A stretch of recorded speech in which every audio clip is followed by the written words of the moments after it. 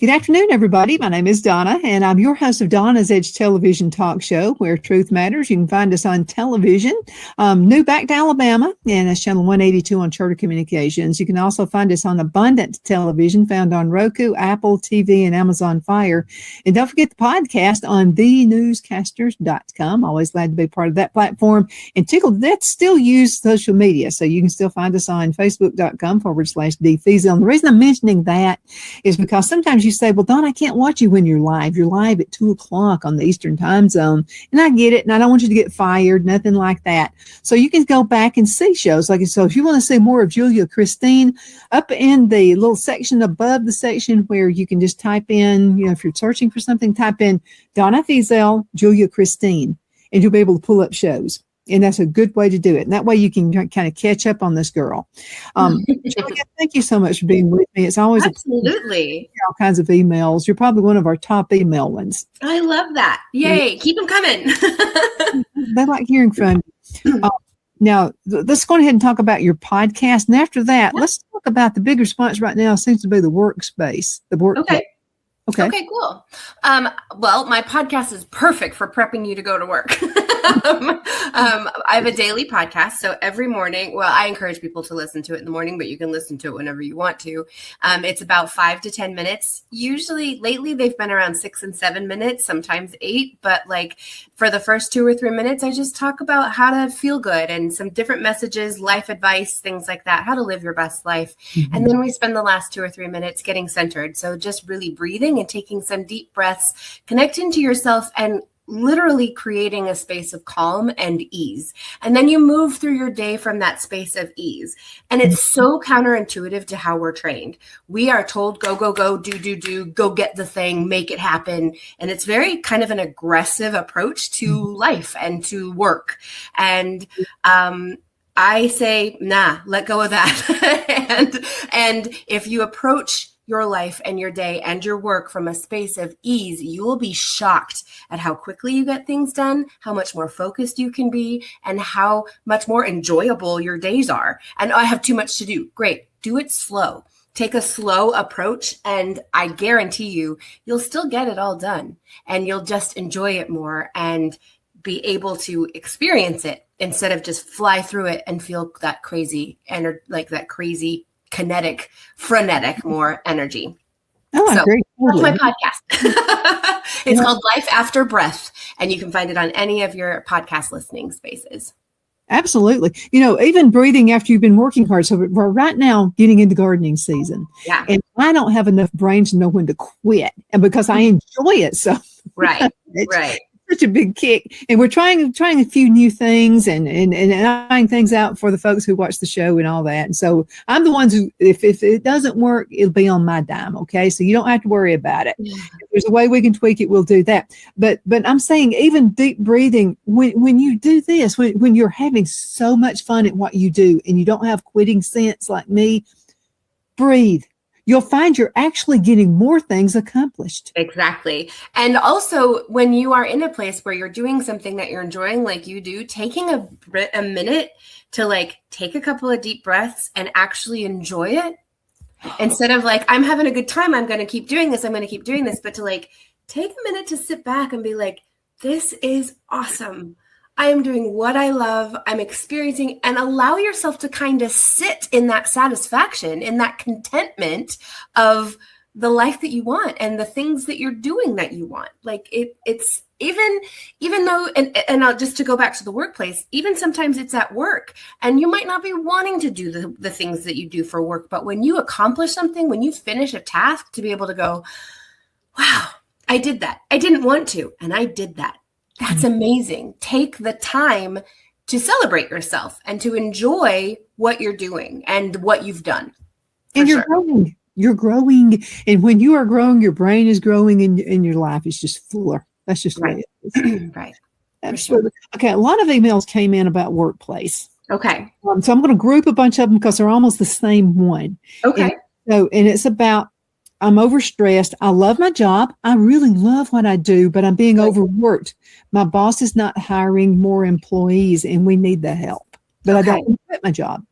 Right. I get it. I absolutely understand. I have been in this situation. And so I'm actually a little bit excited to talk about this because I didn't know this when I was in that situation. And now knowing it and understanding it is really exciting to me to be able to share. And that is that it was towards the end of my like corporate work that I was doing. And it was literally like, I was so overworked. I was doing the job of multiple people. We did not have and I knew it wasn't just my boss doesn't want to hire anybody. We didn't have the budget to increase our department or anything like that. And that's fine. That is a separate thing from your workload. And so what I would encourage you to do is look at your workload and prioritize. I do this thing, back to the breathing thing. I do this thing where you get yourself centered and you breathing and you just, before you open your eyes from taking 3 deep breaths, ask yourself, what is the next logical step? What is the next, the smartest sort of thing for me to do right now? And you'll know, it'll come to you. And you do that one thing. And you do that one thing and you approach that, and then you do the next thing and the next thing and the next thing. And if you get to a point where there's 5 things that have to be done right now, you close your eyes, you take a couple of deep breaths and you say, what is the next logical thing for me to do? Sometimes that's go take a walk around the block or around the building or go to the bathroom or do something to separate yourself from it so that you can see what's on your plate a little more clearly. And then you do, and you do, and you do, and you work your job. You work the whole time. You do everything that you normally do. And when it's 5 o'clock or 6 o'clock or whatever time you get off work, you go home. Mm-hmm. And you work your 8-hour days, 40-hour weeks, or however long you are like sort of contracted to work, and you do that. And when your boss comes to you and says, how come this stuff isn't getting done? You can show them, I've done this, I'm working consistently. They're going to see the work, and you're going to say, there is more work to be done than I can do in my 40-hour work week. You pay me X amount to work this many hours, and that is exactly what I'm doing. It is outside of my control that there is more work to be done than I can do. You know and have seen that I'm working consistently. Mm-hmm. You know I'm doing good work. You know I'm working constantly, and I'm pulling my weight. I can't pull the weight of more than one person. And I know that there's a lot of people going like, I would never say that to my boss. And I get it. Honestly, I probably wouldn't either. But at the same time, you can. And you can say, I'm working 9 to 5. You pay me to work 9 to 5. And if you want me to work more than that, then you need to pay me to work more than that. And like the balance, what happens so often, and I don't know if it's intentional, we don't have to go into all that, but what happens so often is the scales get skewed where like, this is what we've agreed to. But we're going to add this to your plate, and we're going to add this to your plate, and we're going to add this to your plate, and we're going to add this to your plate. And all of a sudden, you're out of balance. And that's why you feel overwhelmed. And that's why it's like, we need more people. And so when you are at a place of like, this is, and you can even actually, this is what, this is a really good thing. You'll notice what you're not getting done at the end of the day. You'll notice there's all of this work. And it usually is these types of things because I'm prioritizing what's necessary for right now. You can take that pile of unfinished work to your boss and say, I don't have the time and the capacity to do this. So we either need to redistribute the work, or I need your help in prioritizing, because this is how I've been prioritizing. And this is the work that's still still needs doing. So if you'd like to help me prioritize, to include some of that, I would really appreciate that. Now you're getting direction from them, and you're looping them into the conversation of the work's not getting done. You haven't asked for help. You haven't asked them for anything. You are keeping your boundaries in place. You work your work and your time and your hours, and then you say, here's what's going on. And I find that when you bring it to their attention, first of all, you are in control. You are showing responsibility to your boss that you are on top of everything, even though the work's not getting done.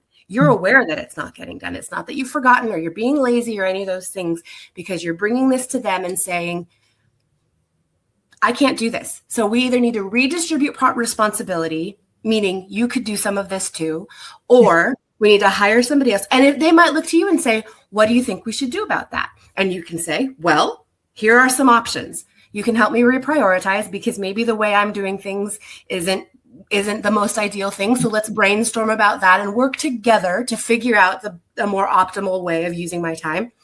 Mm-hmm. Or we can redistribute the responsibilities. Maybe there are other people in the office who could be doing other or more. Or we can look at hiring a temp. We can look at hiring outside. Like there are other options. What do you suggest? And this way, even though you're not the boss, you're managing your manager. You're literally saying, I am aware of my responsibilities, and this is what's going on with all of them. There's not going to be any blame. You are calm and cool and collected. You are not aggressive. You're not, you know what I mean? Like all of those things. And there's still, and maybe this is because I'm a woman, but there is an important thing for women in business that they have to maintain their calm. They have to otherwise they're flying off the handle. They're being emotional. They're being hormonal, whatever we're going to be judged by. But regardless, it's actually not about how you're coming off to your boss. It's about how you're feeling. And if you can take those things to your boss and say, here are some suggestions, here's what's going on. Not even here, wait, you can even wait for them to ask for suggestions. Maybe they don't want those suggestions. Mm-hmm. But making them aware of what's going on literally is showing them your responsibility. It's literally saying, I'm taking this off of my plate. I'm taking this off of the burden off of my back to share it with you because it's not just mine. We need to get this done. Not I need to get this done. And if you can allow yourself to approach the day with ease and calm, even that conversation, it's not a conversation that people necessarily look forward to, and it's an important conversation to have. And when you are in control and saying, this is where we are, this is where I'd like to be, and I'm going to need your help for us to get there. Well, let me tell you something else that's really easy, because I've been in this situation. So we were business owners. We had 8 Nextel stores all across Alabama.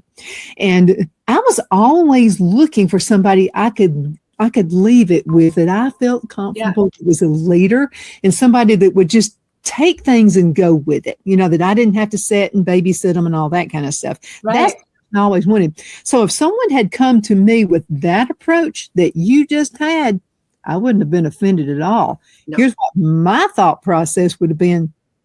Phil and I would like to spend less time in the offices. I like this person. Phil, listen to her, him, whatever. Listen to this person. They're actually taking a leadership role. That's the dream employee of an employer. I'm just telling you, if you'll do that, you're going to be on the right side of the tracks to Absolutely. the right. And let's pretend for just a second that whoever this person's boss is, or these people's bosses, doesn't have that reaction of, oh my gosh, this person's taking leadership. Maybe you've experienced this, where your boss felt threatened by your leadership, by your management skills, and by your ability to see what's going on in your own life ultimately, and control and set boundaries. If that boss is threatened by that and they react or they attack or something like that, I want to encourage you to take a deep breath. Don't allow yourself to not react. You're going to react. Your body's going to react. Your stomach's going to drop out. Your heart's going to rate faster. Like your heart rate's going to go up. You might sweat, like whatever it is. For me, I cry instantly, and it's not boo-hoo. It's just my eyes water and I start to tear up when somebody's coming at me. And it happened in the workplace. I was like, I managed 15 people, I was like, whatever. And anytime my boss came at me, I would my eyes, and I felt like such a weakness, but it's not. It's literally how my body reacts. Right. And instead of going back on the attack, remember, this is about them. This is about them realizing that maybe they could be stepping up. This is about them realizing that you have more understanding of what's going on in the department than they do. This is them realizing that they are stuck too because they don't have any more room to put this on their plate. They're stressing you out, and there's nothing they can do about it. They can't afford to hire somebody else, and they don't know what to do. And so that's where you listen to them and remember in the back of your mind, this is not about me. This is not about me. I have approached this incredibly professionally. They can't handle it right now. So maybe what you say is, why don't we table this for now and we'll come back to it tomorrow when we both have time to think about it. Or you say, I'm reacting to this. I'm going to need to take a couple of breaths. Or you have a glass of water, a bottle of water. Take a bottle of water with you into every meeting so that if somebody attacks you, you can undo the top of your water bottle and take 10 seconds to take a drink. That gives a lot of time to think. And exactly. And it's not even about thinking. It's about it's about breathing. It's about taking a minute to put some space between the attack and your reaction. Because you don't want to react. You want to respond. And you want to make sure that the anger and the bitterness and the overwhelm flushes through you. Those are natural emotions. Allow them to happen and then allow yourself to release them and say, okay, I'm really here just to ask you for advice. You're my boss, and I don't know what to do about this. Can we work together to do this? And we maybe need to step away from this for right now so that we can both level-headedly think about what to do next. But right now, you know what I mean? And you can even say, if you want to, I'm reacting to your response and I need a minute. Or, I actually had a client once we were working, so to speak, on reacting versus responding. And she said that to her boss, and it wasn't even an attack, but she said something that was somehow aggressive, and she took it on, and she just went like this for a second and interrupted her boss. Actually, she was the CEO of the company, and she interrupted her and said, I need to stop you. And the boss looked at her funny, and she goes, I just need a second. And she just took a couple of deep breaths, and she said, I'm reacting to this. Hold on a second. And she looked down, and she didn't close her eyes, but she looked down. She took a couple of deep breaths and she said, okay, continue. And her boss was like, what did you just do? And she goes, I just had to regulate. I just had to find that neutral space so that I'm not heightened as you talk to me. And she was like, that was the most amazing thing. And her boss was so proud of her for being able to take essentially her nervous system back down to a central point so that they could have a level-headed discussion where no one was reacting, no one was getting emotional or heated by it. And it's not even emotional, but like no one was reacting to the situation that the two of them needed to deal with together. Absolutely. And so you are allowed to be a whole person in front of someone who is quote unquote above you. You are allowed, you are not less than them because they have a bigger title than you. So you get to take your strong points that's why they hired you. They hired you because they saw something in you that was like, I want this person on my team. And so take that. Sometimes you can even say that, especially if they're super reacting. You can say, with respect, thank you for that information. And you hired me because this is one of my skill sets, because you knew I had good managerial skills, and I'm trying to manage our time. I'm trying to manage our workload, and I'm failing. I can't do it all. And so I need your assistance. And so I'm bringing this to you to ask you to help me so that we can work together to make sure that our department thrives. I love this. What's going to say to that? This is a help. Let's go into a commercial break and we'll be right back in just a few minutes. Twin City Used Car Sales has been serving drivers in the Northeast Alabama area for years with a quality selection of late model used cars, SUVs, and pickup trucks. On top of our extensive selection and competitive prices, we offer professional auto financing services for used car buyers of all credit levels. Whether you've just begun your search or you're ready to secure your next vehicle, at Twin City Used Car Sales, you will drive away with the vehicle of your dreams. The sales and finance staff at Twin City Used Car Sales looks forward to serving you, and you can apply for financing online before your visit to our used dealership in Gadsden, Alabama. Check us out on the web at twincityyusedcars.com or go by our location at 901 First Avenue, Gadsden, Alabama. We sincerely look forward to serving you.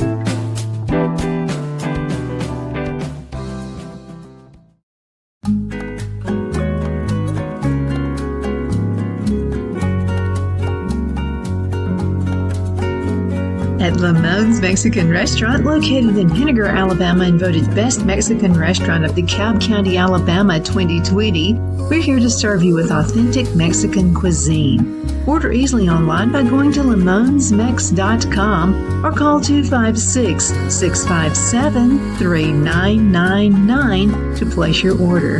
We're open Sunday through Thursday, 11 a.m. to 9 p.m., and Friday and Saturday, 11 a.m. to 10 p.m.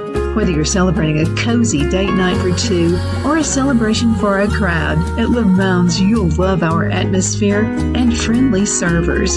Thank you for dining with Lamone's Mexican Restaurant.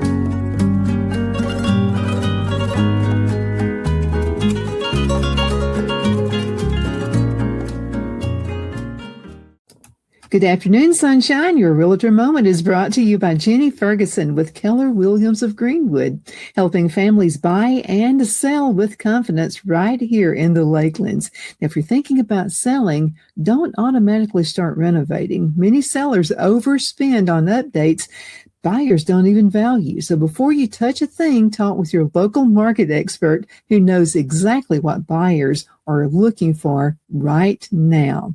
Jenny can help you price it, prep it smart, and market it professionally across multiple platforms. For a free consultation, call Jenny Ferguson today and let your next move be your best move.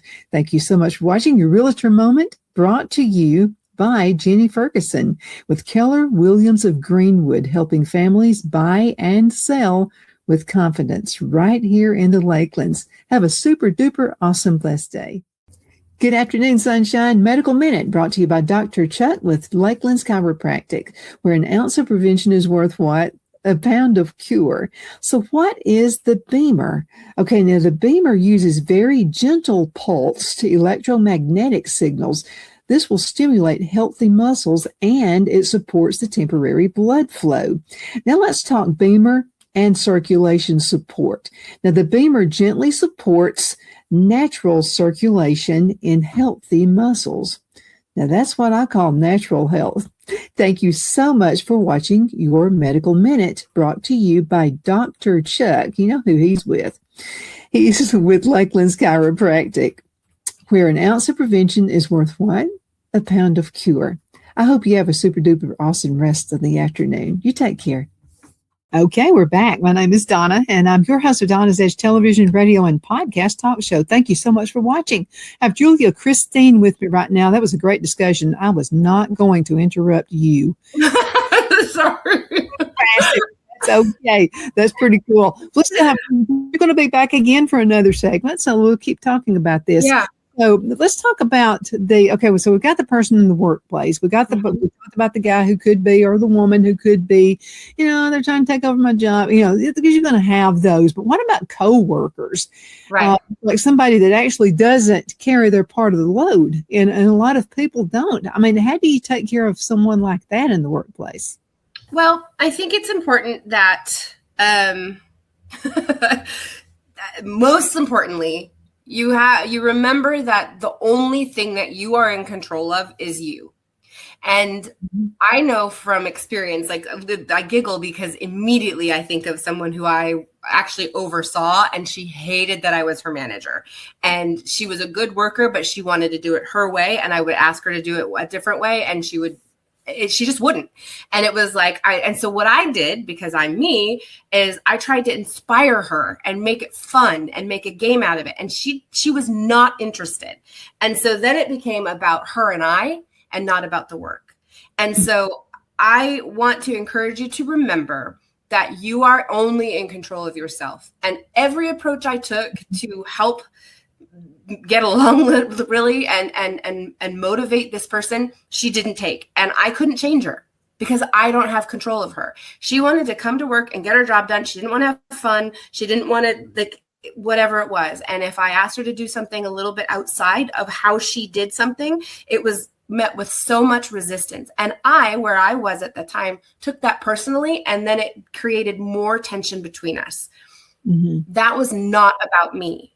And so I want to encourage you, when that happens, because it will, remember, this is not about me. This is about this person. And me encouraging her to do something a different way was a threat to her, was her taking it on as, you're doing this wrong. And that's not what I said. I just wanted her to do it different because I needed different information. And so when you're dealing with a coworker who's not pulling their weight, if the difference is, if you're in a management situation, that's a different experience than having someone who's kind of like the same position as you, who's not pulling their weight. I would say same kind of rules apply. You do your job. You do as much as you can for the hours you're paid, and you will thrive. You let them fail. Mm-hmm. Now, you can offer encouraging words. Hey, I'm about to do this thing. You want to do it together? And if they're like, yeah, sure. Or like, we can have a competition to see who gets it done faster, or who you know what I mean? Like, you can make games out of it and try to have fun with it so that you're having fun with your coworker. Mm-hmm. But ultimately, your work is going to show. Their work is going to show.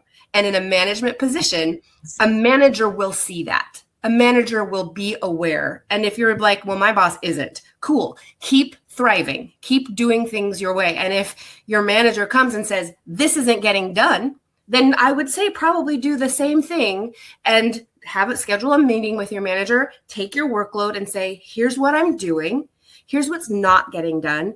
I have no control over that person and what they're doing, but it might be a good idea for us to look at the workload and see how we can redistribute responsibilities.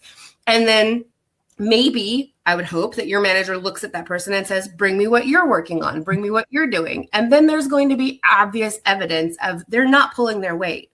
But what happens is, and this is true for any situation, whether it's work, coworkers, personal relationships, anytime you go on the attack, you're in trouble. Mm-hmm. Anytime you say they're not doing this, who's the subject of that sentence? I always say this. Who's the subject of that sentence? Them. They aren't doing it. So whose business is it? It's theirs. It's not yours. And while it might affect you, you know, I am doing my work. And as long as you continue to do your work and to do your best, it will out. It absolutely will. It might be a pain in the ass because you see they're getting paid the same much as me. They're not working as hard as me. That's none of your business. Who's the subject of those sentences? They. You get to go home every night knowing that you've done your level best. You have an amazing work ethic. You're having a good time. You're listening to your music, whatever it is that you're doing, so that you can stay focused on what it is that you're doing and making sure that you are staying in that space of ease and comfort, right? And calm. Mm-hmm. If their behavior starts to irritate you and irritate you and irritate you, cool. Now you feel yourself reacting. So what do? First thing to do is, like, I can totally hear people be like, taking a deep breath in that situation is not going to do crap for me. You're right. The first thing to do is to change your environment. And so you're going to say, I'm going on my 5-minute break. And you're going to get up and you're going to walk around. You're going to excuse yourself to go to the bathroom. Even if you don't have to go, you're going to go and you're going to sit yourself in that stall and take some deep breaths and get away from the situation. And what that does is it sets a break. I have actually a thing that I learned. I actually don't know if I've shared this with you. This is fascinating to me. You know how like you'll be in the living room and you're like, my glasses are in the kitchen. I got to go to the kitchen and get my glasses. Yeah. So you get up and you go in the kitchen and you're like, why the hell did I come into the kitchen? And you have no idea. That is not because you're getting older. That is because that's how our short-term memory works. It's so that we have a way to store something. Mm-hmm. You're in the living room and you think of your glasses. You go into your kitchen and your brain sees a new door as a new setting. And so it cuts everything off and it's like, now you're in your kitchen. And you're like, wait, usually you go back into the living room and you remember because your memory of needing the glasses are in the living room, not in the kitchen. So I'm not crazy, right? You're not crazy. It's actually how our brains work. Isn't that insane? I just learned that a couple of months ago. That's a great thing. We got to call it a day. I can't believe it. No. Okay. But you're going to be back for another segment shortly. Yeah. Okay. So we'll talk about some of this when we get back. That's why changing your environment works. Just saying. Wonderful. Thank you guys so much for watching. We'll see you next time. Julia, good to have you. You too.